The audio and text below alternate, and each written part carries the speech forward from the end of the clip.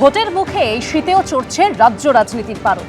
SIR শুনানিতে ফারাক্কায় BDO অফিসে তৃণমূল বিধায়কের নেতৃত্বে একেবারে তাণ্ডব চলল। অন্যদিকে জেলায় জেলায় ফর্ম 7 নিয়েও বিক্ষোভ। আর এই এসআইআর সংঘাতে রাজ্য রাজনীতির পারদ যখন চড়ছে তখন উদ্বেগ বাড়াচ্ছে নিপা ভাইরাস।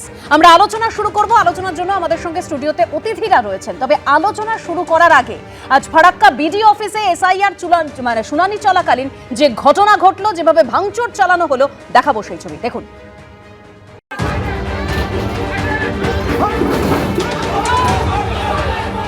মুর্শিদাবাদের ফারাক্কা বিডিও অফিসের ভিতরে চলছিল এসআইআর এর শুনানি, আর বাইরে তখন দেখা গেল এই ছবি। অবাধে বিডিও অফিসের ভিতরে ঢুকে গেলেন একদল তৃণমূল কর্মী সমর্থক। একেবারে স্লোগান দিতে দিতে গেট দিয়ে ঢুকলেন। তারপরেই বিক্ষোভ গিয়ে আছড়ে পড়ল বিডিওর চেম্বারে। ধাক্কা মেরে খোলা হলো দরজা। যথেচ্ছাচারভাবে চলল ভাঙচুর।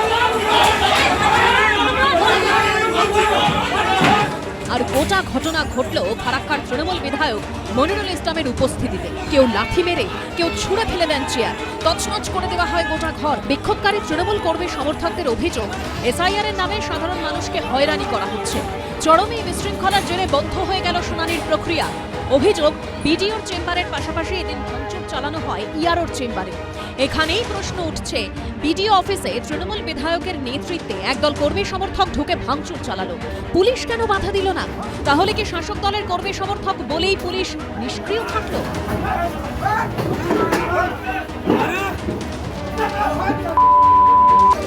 তৃণমূল কংগ্রেসের মনিরুল বলেন আর আমিরুল বলেন, এরা প্রত্যেকেই তো ধ্বংসের রাজনীতি করতে, ওরা ধ্বংস করতে এসেছেন।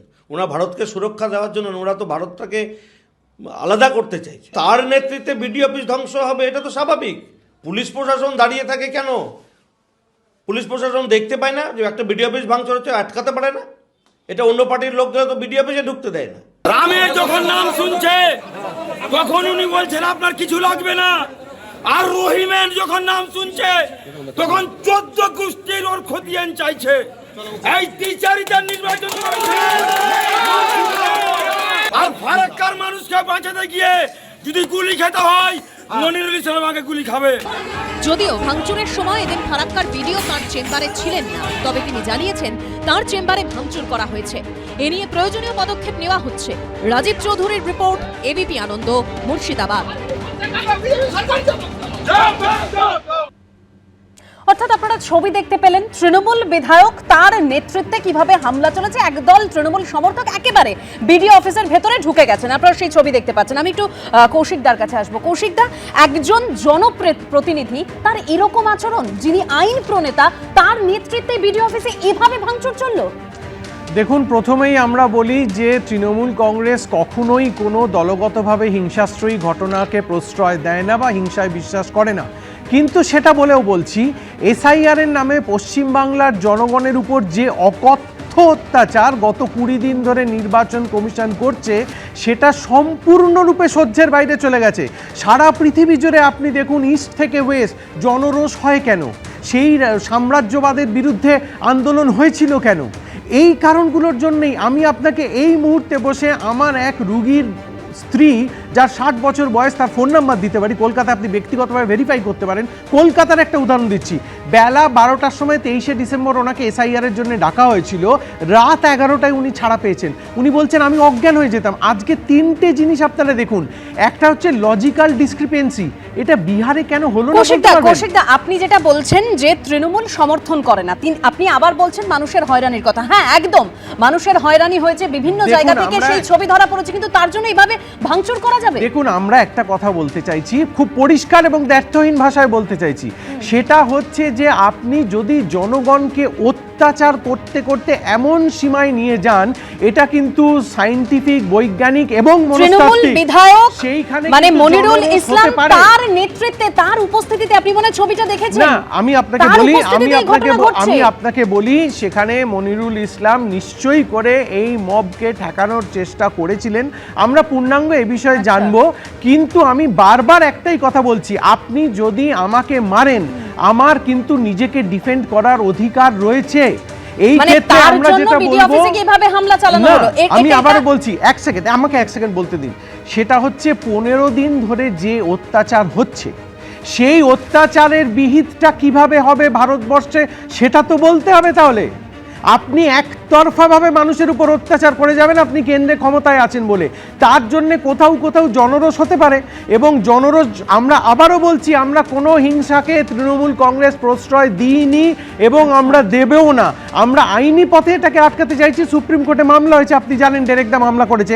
আমাদের মাননীয় মুখ্যমন্ত্রী মমতা বন্দ্যোপাধ্যায় পাঁচবার চিঠি দিয়েছেন, একটা চিঠিরও জবাব দিচ্ছেন না। 85 বছরের বৃদ্ধকে নাকে লাল দিয়ে বসাচ্ছেন। তিনি 5-5বার চিঠি দিয়েছেন, আপনারা বলছেন একদম মানুষের হয়রানির কথা। আমরাও সেই ছবি দেখেছি মানুষের হয়রানি, কিন্তু তার জন্য কোথাও গিয়ে ব্যাখ্যাটা এটা দাঁড়ালো তার জন্য এইভাবে ভাঙচুর চালানো যায়, বিডিও অফিসে ঢুকে এভাবে তাণ্ডব চালানো যায়। উল্টে তো এখানে মানুষের হয়রানি হলো, মানুষ তো সেই হয়রানির শিকার হলেন। অর্থাৎ যারা দূর দূরান্ত থেকে আজকে শুনানিতে উপস্থিত ছিলেন তাদের শুনানিটা দিতে প্রবলেম হয়ে গেল, তারা তো সেই সমস্যার মধ্যেই রইলেন যে সমস্যার কথা কৌশিকদা বলছিলেন।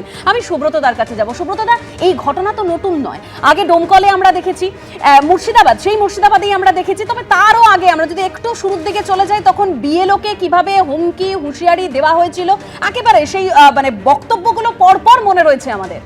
আমি প্রথম বলছি যে মনিরুল যেটা করেছেন সেটা তো মনিরুলের করবারই কথা, কারণ ও তো আমাদের রাজ্যের মুখ্যমন্ত্রীর অনুপ্রেরণায় চলেন। মুখ্যমন্ত্রী বিধানসভা যেভাবে ভাঙচুর করেছিলেন তারই রেপ্লিকা আমরা দেখতে পেলাম সবাই টেলিভিশনে। দেখুন, এই মব লিঞ্চিং, একে যে যুক্তিতেই উৎসাহিত করুক না কেন, এটা কখন কোন দিকে ঘুরবে কেউ জানে না।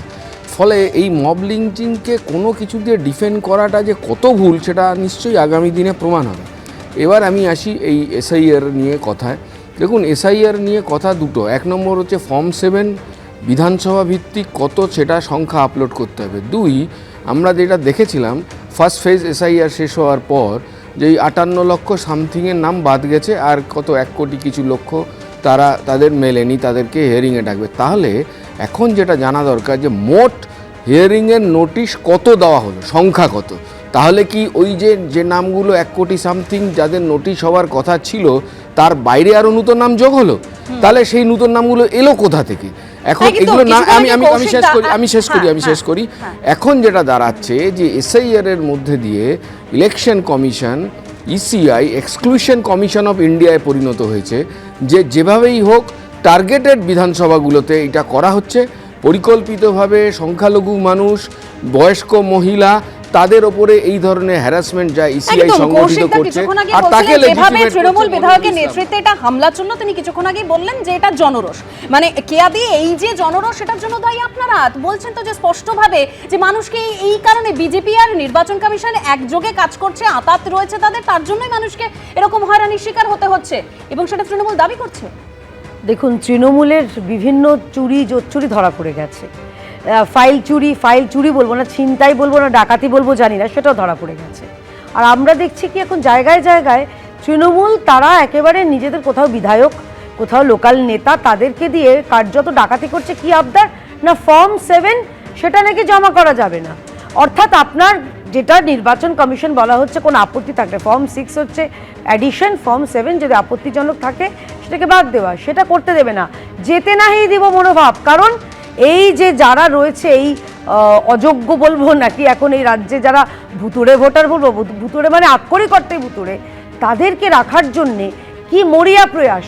এবং দেখো, তৃণমূল, এখানে বাম, এরা সব এক জায়গায়, এই সব জায়গায় হাম সব এক হয়। তার কারণ বামেরাও এতদিন যেটা করে এসেছিল, যার বিরোধী ছিলেন মমতা বন্দ্যোপাধ্যায়, কি অদ্ভুত দেখুন নাটক হয়ে গেল। মানে চরিত্র পাল্টায় কিন্তু গল্পের চিত্রনাট্যটা এক থাকে। এখন মমতা বন্দ্যোপাধ্যায় যিনি বিরোধিতা করতেন তিনি এই দাবিটা করেছিলেন, এখন মমতা বন্দ্যোপাধ্যায় ক্ষমতায় এসে তিনিও বলছেন না, কোনো অযোগ্য ভোটার, মৃত ভোটার, অনুপ্রবেশকারী হোক, তারা শিফটেড হোক, ট্রান্সফার হোক, তাদেরকে বাদ দেওয়া যাবে না, এদেরকে নিয়েই ভোট করতে হবে। এবং সেই জায়গাটায় দাঁড়িয়ে দেখুন, আমি জানি না যে উনি কি বলবেন, কিন্তু বিভিন্ন জায়গায় ভারতীয় জনতা পার্টিকে টার্গেট করা হচ্ছে। মাননীয় বিরোধী দলনেতা তাকে পুড়িয়ে দেওয়ার, তাকে খুন করে হামলার চক্কসা হয়েছিল। এইটা হচ্ছে গণতন্ত্র মমতা ব্যানার্জি, সব জায়গায় বিভিন্ন জায়গায় করা হচ্ছে। মাননীয় সঞ্চালিকা আমাকে বলতে বলেছেন, আপনারা দেখেছেন আমাদের সর্বভারতীয় সাধারণ সম্পাদক অভিষেক বন্দ্যোপাধ্যায়ের বারুইপুরের প্রথম সভায় 3 জন জীবিত ব্যক্তিকে র্যাম্পে হাঁটানো হয়েছিল যাদের ইলেকশন কমিশন মৃত বলেছে। এবং একটু দেখুন ম্যাডাম, একটু ভালোভাবে ডিবেটটা করুন না। আপনার যদি লুকানোর কিছু না থাকে তাহলে বলতে আরে দিন ভুল না। তথ্য দিচ্ছেন, দু আমি নম্বর আপনাকে ধরিয়ে হচ্ছে দিচ্ছি। 2 নম্বর হচ্ছে আপনি যে ABP আনন্দের স্টুডিওয় বসে কোচবিহারে 10 মানুষকে জন মিথ্যে এমন বলছে। জীবিতকে মিথ্যাবাদী প্রমাণ দল করে মিথ্যে দাঁড় করিয়ে দেওয়া বলছে। হচ্ছে যাদের আমি মৃত বলে বলছি, ঘোষণা করেছে। অভিষেক একজন ব্যানার্জি জীবিতকেও যাদের মৃত করার ঘোষণা কি তাদের মধ্যে নির্বাচন দুজন কমিশনের আছে? ফর্ম সিক্স জমা দিয়ে একজন দিয়েছিলেন। জীবিত আপনি কেউ জানেন কি না, মৃত ঘোষণা নির্বাচন করার কমিশন অধিকার সেটা তো নির্বাচন মারফত জমা কমিশনের করে আছে? দেখিয়ে দিয়েছে। লজিক্যাল আপনারা ডিসক্রিপেন্সি জানেন না। বিহারে করলেন না কেন? সেটা জবাব দিন। লজিক্যাল ডিসক্রিপেন্সি বিহারে করলেন না কেন? আরেকটা বলছি, দেখুন চেঁচিয়ে তো সমস্যার সমাধান হয় না। logical আমরা বলছি discrepancy আজকে পশ্চিমবঙ্গে আছে, একটা এটার উত্তর একটা দিন, কথা কেন বলুন তো, discrepancy? আপনি দেবো, আমাকে নিশ্চয়ই ডেকেছেন দেবো। শুনানিতে, দেবস্মিতা আপনি আমার শুনানিতে ডেকেছেন, আপনি কতগুলো নথি চাইলেন, আমি নথিগুলো জমা করলাম, তার রিসিট আপনি আমায় কোন যুক্তিতে দেবেন না বলুন? কালকে যদি নির্বাচন কমিশন বলে আপনি রিসিটগুলো জমাই করেননি, আমার কাছে কি প্রমাণ? রিসিট কিন্তু আপনি কেন কৌশিকদা, আপনি দেবেন যেটা না? বললেন যে তৃণমূল যদি হামলা করে তাহলে সেটা জনরোষ হয়ে যায়, আবার যদি তৃণমূল আক্রান্ত হয় কোথাও গিয়ে সেখানে আপনারা বলেন যে গণতন্ত্রের উপর দেখুন আঘাত। আমি আবারও বলছি, বারবারই এক কথা বলছি, তৃণমূল কংগ্রেস কোনো হামলাকে কখনো সমর্থন করে না, না, হামলা সেটা করে। আমাদের কিন্তু প্রথম ঘটনা তো স্টেটমেন্ট। ঘটছে। কিন্তু আগের ঘটনা পরে ঘটনা হ্যাঁ, ঘটছে। কোথাও কোথাও আমরা কিছু কিছুক্ষণ আগে কি আপনি radically ফর্ম ঘটনা 7 এর কথা বললেন, দেখুন এই রাজ্য রাজনীতিতে ফর্ম 7 সংঘাত তো একেবারে তুঙ্গে পৌঁছেছে। হুগলি আর নদিয়ায় কি ঘটলো আজকে একবার প্রতিবেদন দেখাবো, তারপর আলোচনায় আসি। কৌশিকদা, আসছি আলোচনায়, দেখুন প্রতিবেদন। রাজ্য রাজনীতিতে এবার 7 সংঘাত। এসআইআর আবহে ফর্ম 7 নিয়ে সুর সপ্তমে। খসড়া ভোটার তালিকা নিয়ে অভিযোগ আবেদন করা যাবে বৃহস্পতিবার পর্যন্ত। তার আগে বাঁকুড়ার তালডাংরায় বিজেপি নেতাদের গাড়ি থেকে প্রায় 4000 ফর্ম 7 উদ্ধার ঘিরে রাজ্য রাজনীতিতে তোলপাড় পড়ে গেছে। এই আবহে এবার কল্যাণী থেকে বনগা, আলিপুর থেকে চুঁচুড়া, দিকে দিকে ফর্ম 7 জমা ঘিরে অসন্তোষ ছড়ালো, উত্তেজনা। বিজেপির অভিযোগ, ড্রাফট তালিকায় বহু মৃত, স্থানান্তরিত, নিখোঁজ ভোটার রয়ে গেছে। নিয়ম অনুযায়ী তাদের নাম বাদ দিতে ফর্ম 7 ফিল আপ করতে হবে। বুধবার প্রায় 300 ফর্ম 7 নিয়ে মহকুমা শাসকের দপ্তরে যান নদিয়ার কল্যাণীর বিজেপি বিধায়ক অম্বিকা রায়। তার গাড়ি মহকুমা শাসকের দপ্তরে ঢুকতেই বিক্ষোভ দেখাতে শুরু করেন তৃণমূলের কর্মী সমর্থকরা। মুখ্যমন্ত্রী মমতা ব্যানার্জি সব জায়গায় তাকিয়ে দিচ্ছি এদেরকে এসআইআর এর কাজ যাতে ব্যাহত হয়, ডিস্টার্ব হয়, সেটা ডিস্টার্ব করার জন্যই করছে। আমাদের প্রোগ্রাম অবজেকশন যেটা ফর্ম 7 আমরা দাখিল করব। কতজন অবজেকশন দিচ্ছে? এখানে আছে 200-300 আছে। অলরেডি এখানকার বিধায়ক অম্বিকা রায়, কল্যাণী বিধানসভার, যিনি এই 5 বছরে কোনোদিনও দেখা দেননি, আপনারা দেখবেন 2-3 দিন হলো বিভিন্ন জায়গায় উনি ঘুরছেন। যাদের ভোটের মাধ্যমে তিনি আজকে বিধায়ক হয়েছেন, আজকে তাদের ভোটার তালিকা থেকে তাদের নাম কেটে দেওয়ার জন্য চক্রান্ত করছেন। ওনাদের প্ল্যান আছে 8000 পর্যন্ত, 8000-এর ভোটারের নাম কাটার। ডেপুটেশন জমা দিতে না পেরে মহকুমা শাসকের ঘরের সামনে অবস্থানে বসে পড়েন বিজেপি বিধায়ক। এখন বলছে না আমরা অনলাইন ছাড়া কোনো কিছু নেব না। কটা দেওয়া যাবে একসাথে? গ্রাউন্ড নেই, একসাথে কটা দেওয়া যাবে? উনি বলছেন 10টা। আবার যদি একটা বুথে যদি 30টা, উত্তর 24 পরগনার বনগায় আবার চাঞ্চল্যকর অভিযোগ তুলেছে বিজেপি। তাদের দাবি, সই করে ফর্ম 7 জমা নেওয়ার পরও তা বাতিল করা হয়েছে। প্রতিবাদে মহকুমা শাসকের ঘরের সামনে অবস্থানে বসে পড়েন 3 বিজেপি বিধায়ক। এই যখন 14 তারিখ আজকে জমা নিয়েছিল, কোন একটা অদৃশ্য ফোন আসলো, ভূতের ফোন এসেছে। ভূতের ফোন আসার পরে পুনরায় আবার সেই সিগনেচার করে আবার কেটে দিয়েছে। স্টাম্পার আছে দেখুন আপনারা। আমরা কোন রাজ্যে বাস করছি? নিয়ম হচ্ছে বিএলওর কাছে 10টি করে 7 নম্বর ফর্ম জমা দেওয়া যায়। এটা নিয়ম নেই, যে নিয়ম আছে নিয়ম অনুযায়ী কাজ করতে হয়। ওদের এখনো জানতে হবে, শিখতে হবে। এরা জনপ্রতিনিধি হবার মতন এদের কারো যোগ্যতা নয়। এটা গাজওয়ারির জায়গা নয়, আর এটা বিজেপির পার্টি অফিস নয়। অন্যদিকে আলিপুরেও ফর্ম 7 জমা না নেওয়ার অভিযোগে বিক্ষোভ দেখায় বিজেপি।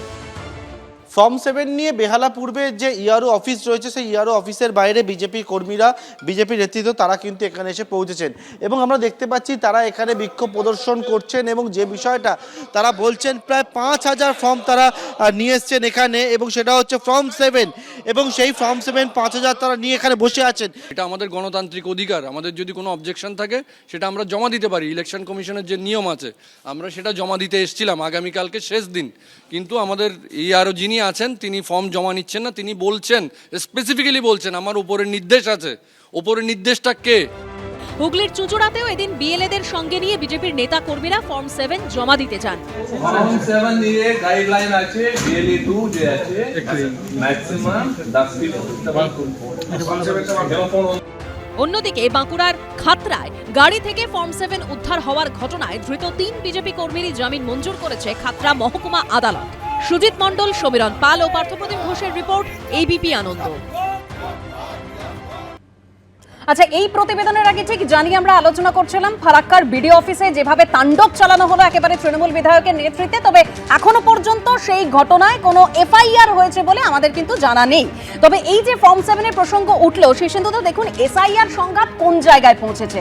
আমরা গতকাল মমতা বন্দ্যোপাধ্যায়ের বক্তব্য শুনলাম, তিনি একেবারে পুলিশকে বলেছেন যে একদম পদক্ষেপ নিতে হবে, গ্রেপ্তারও করতে হবে।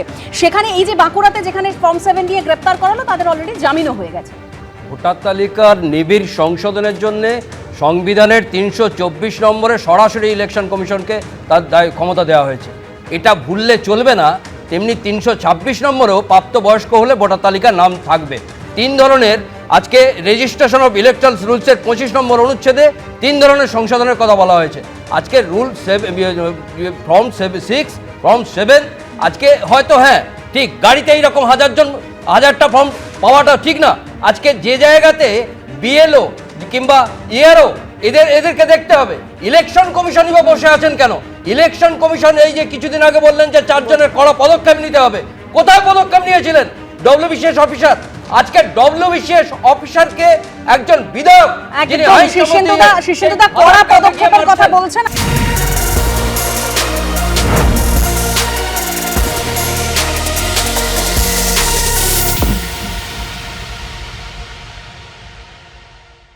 এবিপি আনন্দ, এগিয়ে থাকে, এগিয়ে রাখে।